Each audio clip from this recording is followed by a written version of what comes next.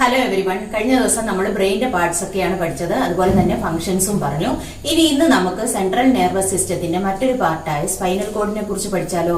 Spinal cord അല്ലെങ്കിൽ സുഷുമ്ന. അപ്പൊ നമ്മുടെ സെൻട്രൽ നെർവസ് സിസ്റ്റം അല്ലെങ്കിൽ കേന്ദ്ര നാഡീ വ്യവസ്ഥയ്ക്ക് രണ്ട് പാർട്സ് ആണുള്ളത്. ഒന്നെന്ന് പറയുന്നത് ബ്രെയിൻ, രണ്ടെന്ന് പറയുന്നത് സ്പൈനൽ കോഡ്. അപ്പൊ കഴിഞ്ഞ ദിവസം നമ്മൾ ബ്രെയിനിന്റെ സ്ട്രക്ചർ ഒക്കെ പഠിച്ചു കഴിഞ്ഞു. ഇന്ന് നമുക്ക് പഠിക്കാനുള്ളത് സ്പൈനൽ കോഡ് അല്ലെങ്കിൽ സുഷുമ്നയെ കുറിച്ചാണ്.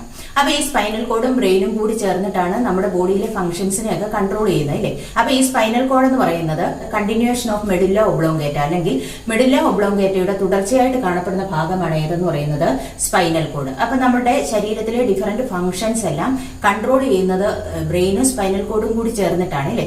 അപ്പൊ ബ്രെയിനിന്റെ പ്രൊട്ടക്ഷൻ എന്നതുപോലെ തന്നെ വളരെ പ്രധാനപ്പെട്ടതാണ് ഏതിന്റെ പ്രൊട്ടക്ഷനും? സ്പൈനൽ കോഡിന്റെ പ്രൊട്ടക്ഷനും. അപ്പൊ ഇനി നമുക്ക് പറയാനുള്ളത് സ്പൈനൽ കോഡിന്റെ പ്രൊട്ടക്ഷൻ അല്ലെങ്കിൽ സംരക്ഷണത്തെ കുറിച്ചാണ്. സ്പൈനൽ കോഡിനെ കവർ ചെയ്തുകൊണ്ട് ഒരു ബോണി കവറിംഗ് ഉണ്ട്. അതായത് നമ്മുടെ ബ്രെയിനെ കവർ ചെയ്തുകൊണ്ട് സ്കൾ ഉള്ളതുപോലെ തന്നെ നമ്മളുടെ സ്പൈനൽ കോഡ് കാണപ്പെടുന്നതും ഒരു ബോണിനുള്ളിലാണ്.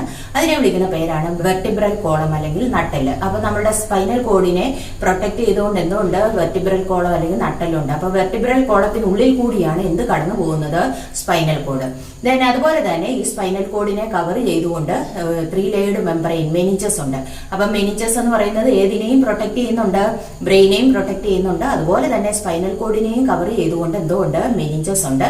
ദെൻ അതുപോലെ തന്നെ ഈ മെനിഞ്ചസിന്റെ ലെയേഴ്സിനുള്ളിൽ ഒരു ഫ്ലൂയിഡ് ഉണ്ട്. ലെയേഴ്സിനുള്ളിൽ മാത്രമല്ല, ഈ സ്പൈനൽ കോഡിന്റെ ഉള്ളിൽ ഒരു ക്യാവിറ്റി, ഒരു സെൻട്രൽ കനാൽ ഉണ്ട്. ആ ക്യാവിറ്റിക്കുള്ളിലും അല്ലെങ്കിൽ ആ സെൻട്രൽ കനാലിനുള്ളിലും എന്ത് നിറഞ്ഞിരിക്കുന്നു? സെറിബ്രോ സ്പൈനൽ ഫ്ലൂയിഡ് നിറഞ്ഞിരിക്കുന്നു.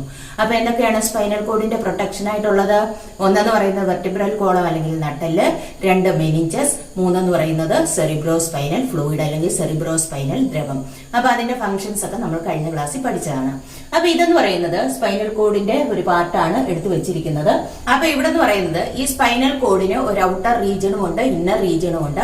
ഔട്ടർ റീജിയൻ എന്ന് പറയുന്നത് വൈറ്റ് മാറ്റർ ആയിരിക്കും, ഇന്നർ റീജിയൻ എന്ന് പറയുന്നത് ഗ്രേ മാറ്റർ ആയിരിക്കും. നമ്മൾ നേരത്തെ ബ്രെയിന്റെ കാര്യത്തിൽ പറഞ്ഞത് എങ്ങനെയാണ്? ബ്രെയിന്റെ ഔട്ടർ റീജിയൻ കോർട്ടെക്സ്, ഇല്ലേ? കോർട്ടെക്സ് എന്ന് പറയുന്നത് എങ്ങനെയാണ്?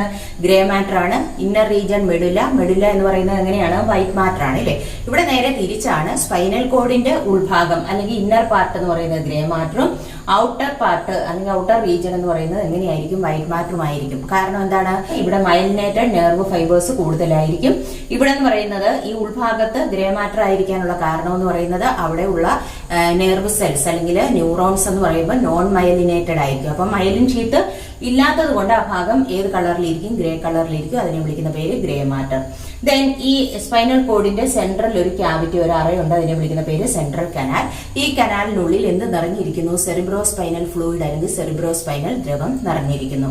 ഇനി ഈ സ്പൈനൽ കോഡ് എന്ന് പറയുമ്പോൾ അവിടെ നിന്നുമാണ് 31 പെയേഴ്സ് ഓഫ് സ്പൈനൽ നെർവ്സ് അല്ലെങ്കിൽ സുഷുമ്നാ നാഡികൾ എറൈസ് ചെയ്തിരിക്കുന്നത്, അല്ലേ? അപ്പൊ ഒരു സ്പൈനൽ നെർവ് അല്ലെങ്കിൽ സുഷുമ്നാ നാഡി എടുത്തു കഴിഞ്ഞാൽ അതിന് 2 പാർട്സ് ഉണ്ട്. ഒരു ഡോർസൽ റൂട്ടും ഉണ്ട്, ഒരു വെൻട്രൽ റൂട്ടും ഉണ്ട്.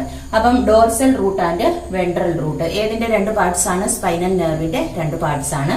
അപ്പൊ ഇവിടെ എന്ന് പറയുന്നത് ഈ ഡോർസൽ റൂട്ട് എന്ന് പറയുമ്പോൾ ഡിഫറന്റ് ബോഡി പാർട്സിൽ നിന്നും മെസ്സേജസ് സ്പൈനൽ കോഡിനുള്ളിലേക്ക് ട്രാൻസ്മിറ്റ് ചെയ്യുന്നത് ഇതുവഴിയായിരിക്കും, ഡോർസൽ റൂട്ടിലൂടെ ആയിരിക്കും. അതായത് ശരീരത്തിന്റെ വിവിധ ഭാഗങ്ങളിൽ നിന്നും മെസ്സേജസ് സ്പൈനൽ കോഡിനുള്ളിലേക്ക് അല്ലെങ്കിൽ സുഷുമ്നയ്ക്കുള്ളിലേക്ക് എത്തിച്ചേരുന്നത് ഏതിലൂടെയാണ്? ഡോർസൽ റൂട്ടിലൂടെയാണ്. അതായത് dorsal root transmits messages from different parts of the body to the spinal cord. ഇനി വെൻട്രൽ റൂട്ട് എന്ന് പറയുമ്പോൾ നേരെ തിരിച്ചായിരിക്കും, അല്ലേ? അതായത് സ്പൈനൽ കോഡിൽ നിന്നും വരുന്ന ഇൻസ്ട്രക്ഷൻസ് അല്ലെങ്കിൽ നിർദ്ദേശങ്ങൾ ഡിഫറെന്റ് പാർട്സ് ഓഫ് ദ ബോഡിയിലേക്ക് പോകുന്നത് ഇതുവഴിയായിരിക്കും, വെൻട്രൽ റൂട്ടിലൂടെ ആയിരിക്കും. അതായത് സുഷുമ്നയിൽ നിന്നും എത്തുന്ന ഇൻസ്ട്രക്ഷൻസ് അല്ലെങ്കിൽ നിർദ്ദേശങ്ങൾ എവിടേക്ക് പോകണം? ശരീരത്തിന്റെ വിവിധ ഭാഗങ്ങളിലേക്ക് പോകണം, അല്ലേ? അത് ഇതുവഴിയാണ്, വെൻട്രൽ റൂട്ടിലൂടെയാണ്. അപ്പൊ ഇവിടെ എന്ന് പറയുന്നത് നമ്മുടെ സ്പൈനൽ നെർവിന്റെ 2 പാർട്സ് ഉണ്ട്, അല്ലെങ്കിൽ സുഷുമ്നാ നാഡിക്ക് 2 ഭാഗങ്ങളുണ്ട്, 2 ശാഖകളുണ്ട്, 2 ബ്രാഞ്ചസ് ഉണ്ട്. അതിന്റെ ഒരു ബ്രാഞ്ചിനെ വിളിക്കുന്ന പേരെന്താണ്? Dorsal root. ഡോർസൽ റൂട്ട് എന്ത് ചെയ്യുന്നു? Transmit messages from the different parts of the body to the spinal cord. Then അടുത്ത പാർട്ട് എന്ന് പറയുന്നത് ഏതാണ്? വെൻട്രൽ റൂട്ട് ആണ്. വെൻട്രൽ റൂട്ട് എന്ന് പറയുന്നത് എന്താണ് ചെയ്യുന്നത്? Transmits instruction from spinal cord to different parts of the body. Spinal കോഡിൽ നിന്നും അല്ലെങ്കിൽ സുഷുമ്നയിൽ നിന്നും എത്തുന്ന നിർദ്ദേശങ്ങൾ ശരീരത്തിന്റെ വിവിധ ഭാഗങ്ങളിലേക്ക് എത്തിക്കുന്നു. അപ്പൊ ഇവിടെ എന്ന് പറയുന്നത് നമ്മളുടെ മെസ്സേജസ് ഒക്കെ അങ്ങോട്ടും ഇങ്ങോട്ടും പോകുന്നുണ്ട്, അല്ലേ? അപ്പൊ ഇങ്ങനെ ന്യൂറോൺസിലൂടെ ട്രാൻസ്മിറ്റ് ചെയ്യുന്ന മെസ്സേജസിനെ വിളിക്കുന്ന പേരാണ് നെർവ് ഇമ്പൾസസ് അല്ലെങ്കിൽ നാടീയ ആവേഗങ്ങൾ എന്ന് പറയും. അതായത് ഇവിടെ എന്ന് പറയുന്നത് നമ്മൾ മെസ്സേജസ് എന്നാണ് പറഞ്ഞില്ലേ, അതായത് മെസ്സേജസ് സ്പൈനൽ കോഡിനുള്ളിലേക്ക് പോകുന്നു, സ്പൈനൽ കോഡിൽ നിന്ന് messages different parts of the ബോഡിയിലേക്ക് പോകുന്നു എന്നൊക്കെ പറഞ്ഞു അല്ലേ. അപ്പൊ ഇവിടെ എല്ലാം മെസ്സേജസ് ട്രാൻസ്മിറ്റ് ചെയ്യുന്നത് ഇതുവഴിയാണ്, ത്രൂ ന്യൂറോൺസ് ആണ് അല്ലേ. അതായത് ന്യൂറോണുകളിൽ കൂടിയാണ് മെസ്സേജസ് ട്രാൻസ്മിറ്റ് ചെയ്യപ്പെടുന്നത് അല്ലെങ്കിൽ മെസ്സേജസ് കടന്നു പോകുന്നത്. അപ്പൊ ഇങ്ങനെ the messages which are transmitted through neurons are called nerve impulses അല്ലെങ്കിൽ നാടീയ ആവേഗങ്ങൾ. ന്യൂറോണിലൂടെ കടന്നു പോകുന്ന സന്ദേശങ്ങളെ വിളിക്കുന്ന പേരാണ് നാടീയ ആവേഗങ്ങൾ. അപ്പൊ എങ്ങനെയായിരിക്കും ഈ നാടീയ ആവേഗങ്ങളൊക്കെ ട്രാൻസ്മിറ്റ് ചെയ്യപ്പെടുന്നത് അല്ലെങ്കിൽ ഈ ന്യൂറോണുകളിലൂടെ കടന്നു പോകുന്നത്, അതൊന്ന് നോക്കാം. അതായത് എല്ലാ കോശങ്ങളിലും ഒരു ഇലക്ട്രിക് ചാർജ് ഉണ്ട്. അതെന്ന് പറയുന്നത് എല്ലാ കോശങ്ങളിലും ഉണ്ട്, അതുപോലെ തന്നെ നമ്മളുടെ ന്യൂറോൺസിനും ഇലക്ട്രിക് ചാർജ് ഉണ്ട്. അപ്പൊ ഇവിടെ എന്ന് പറയുന്നത് ഈ ഇലക്ട്രിക് ചാർജ് എന്ന് പറയുമ്പോൾ സെൽ മെംബ്രെയിൻ ഔട്ട്സൈഡ് ഏത് ചാർജാണ്? പോസിറ്റീവ് ചാർജ് ആണ്.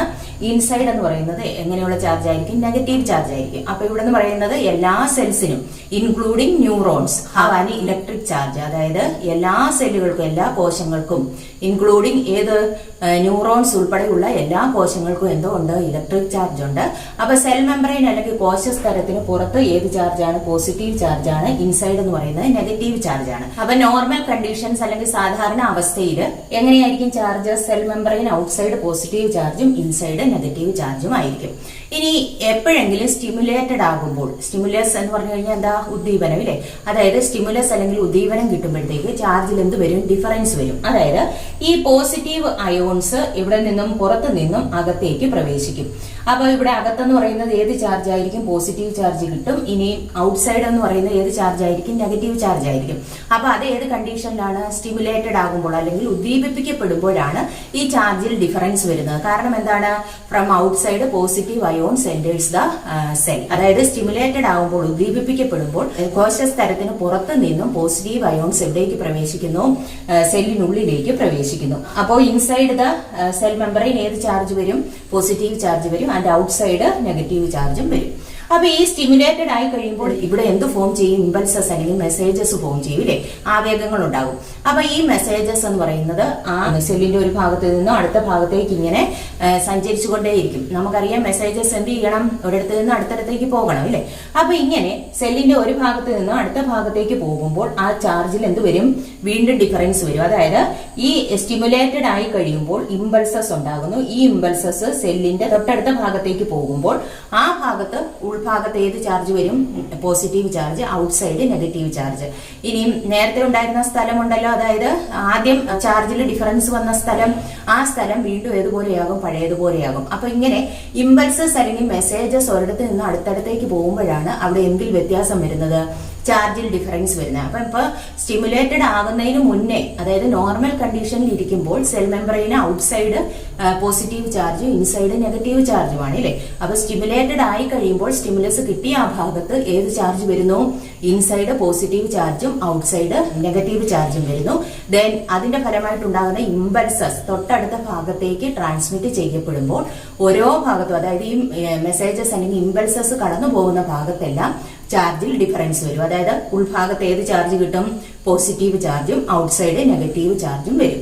ഇനിയും നേരത്തെ ഉണ്ടായിരുന്ന സ്ഥലങ്ങൾ, അതായത് മെസ്സേജസ് കടന്നു പോയതിനു ശേഷം നേരത്തെ ഉള്ള സ്ഥലങ്ങളെല്ലാം എങ്ങനെയാകും? പഴയതുപോലെയാകും. പഴയതുപോലെ എന്ന് പറഞ്ഞാൽ എങ്ങനെയാണ്? ഇൻസൈഡ് നെഗറ്റീവ് ചാർജും ഔട്ട്സൈഡ് പോസിറ്റീവ് ചാർജും ആകും.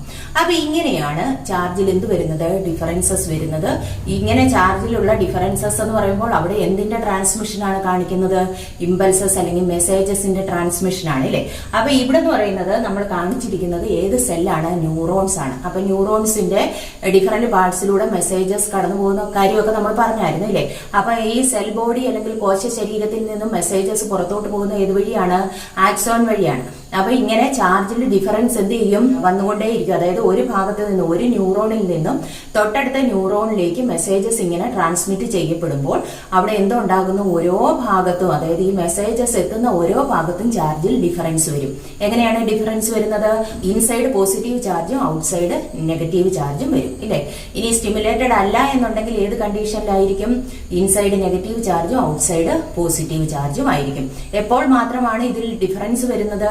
സ്റ്റിമുലേറ്റഡ് ആയി കഴിയുമ്പോൾ ദെൻ അതുപോലെ തന്നെ അതിന്റെ ഫലമായിട്ടുണ്ടാകുന്ന മെസ്സേജസ് ഒരിടത്ത് നിന്നും അടുത്തടുത്തേക്ക് പോകുമ്പോൾ ഇനി ആ ചാർജിൽ ഉണ്ടാകുന്ന ഡിഫറൻസ് എന്ന് പറയുന്നത് എന്ത് ചെയ്യും? അതുപോലെ നിലനിൽക്കുമോ? ഇല്ല, വീണ്ടും എന്ത് ചെയ്യുന്നു? അത് പഴയതുപോലെയാകുന്നു. അതായത് ഒരു നോർമൽ കണ്ടീഷനിലേക്ക് എത്തുന്നു. എങ്ങനെയാണ് നോർമൽ കണ്ടീഷനിലേക്ക് എത്തുന്നത്? സെൽ മെംബ്രെയിന്റെ ഇൻസൈഡ് നെഗറ്റീവ് ചാർജും ഔട്ട്സൈഡ് ഏത് ചാർജും കിട്ടും? പോസിറ്റീവ് ചാർജും കിട്ടും. അപ്പൊ സ്റ്റിമുലേറ്റഡ് അല്ല എന്നുണ്ടെങ്കിൽ അങ്ങനെയായിരിക്കും ചാർജ്. ഇനി സ്റ്റിമുലേറ്റഡ് ആയി കഴിഞ്ഞു കഴിഞ്ഞാൽ ഉണ്ടാകുന്ന മെസ്സേജസ് അല്ലെങ്കിൽ ഇമ്പൾസസ് ഓരോ ഭാഗത്തേക്കും പോകുമ്പോൾ ചാർജിൽ എന്ത് ചെയ്യുന്നു? വ്യത്യാസം വരുന്നു. ഇനി പഴയ സ്ഥലങ്ങളെല്ലാം എന്ത് ചെയ്യും? നോർമൽ കണ്ടീഷൻ, നോർമൽ ചാർജിലേക്ക് എത്തുകയും ചെയ്യും.